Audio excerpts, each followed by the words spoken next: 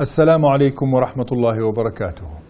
Kalam is called Kalam because of multiple reasons. The most articulated explanation was given by Imam Taftazani in his exegesis of the Aqidah al-Nasafiyya. I will only touch upon some of what he said. He says that Kalam is from Kalam, which is a root associated with actually wounding or leaving a mark. And Kalam, which is talk in Arabic, was called that because it actually is efficacious. This is a very similar idea to what is called speech-act theory, whereby utterances are not mere cognitions or notions or abstract propositions, but are actually efficacious acts. So Kalam is actually efficacious. This is one of the meanings that Imam Taftazani talks about. Another reason he gives, or another meaning that he raises, he says Kalam was called Kalam because the problematic of Kalamullah, the speech of Allah Azza wa Jal, divine speech, was the most prominent issue or problem discussed by the early mutakallimun, be they the Mu'tazilites or the Ash'arites or the Maturidiyya. The notion that Kalam is focused on divine speech, and that being the major topic, gave rise to the name of Kalam. Another meaning that Taftazani talks about is the fact that Kalam is dialectical. فَإِن قُلْتُمْ قُلْنَا. It is always an argument between people who are saying, if you say this, we say that. So it is Kalam in the sense of a discourse amongst people. So because of the dialogical nature of Kalam, it is also called Kalam. These are three meanings that Taftazani gave, and I think they are indicative of what we can expand upon. Today we need a narrative, we need a discourse, we need a talk, we need what the philosophers call God talk from a Muslim perspective. It is as if our talk about our deen or religion, about our aqa'id or doctrines is Kalam. Therefore, the name, it is from the early centuries of Islam and became very popular during the Abbasid period, but I think it's quite relevant. Some people translate Kalam as Islamic systematic theology. Some people say that it is theological reflection. I think we should just call Kalam Kalam and not try to translate it, because I think the word Kalam comprehends so many meanings. To go back to what Taftazani said and to expand upon it, we need a discourse that is actually efficacious in today's world.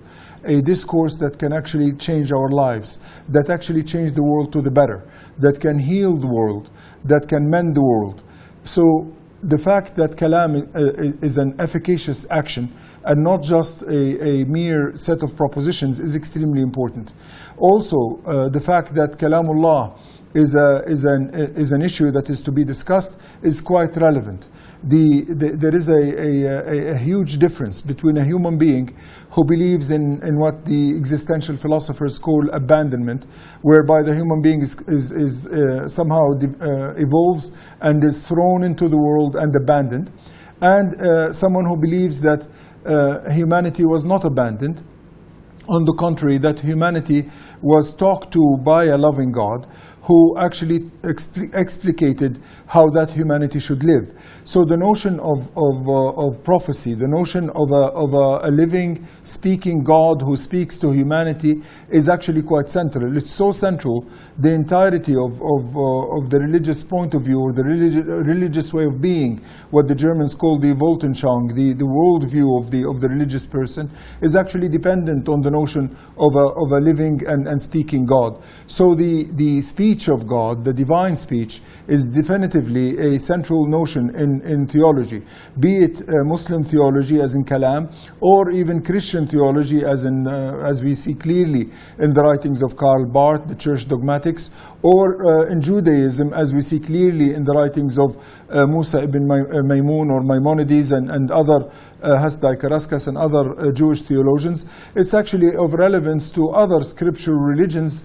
including Hinduism, perhaps less in Buddhism, but it is wherever you have a community that lives a life around the speech of a divinity, you have a kalam is of relevance. So kalamullah is still a relevant issue. It is not simply the simplistic dichotomy of kalamullah qadim or muhdath as the Mu'tazilites and the Ash'aris discussed, but what does it mean for God to speak to humanity? Why is that speech important for the salvation of humanity? These topics are actually quite central.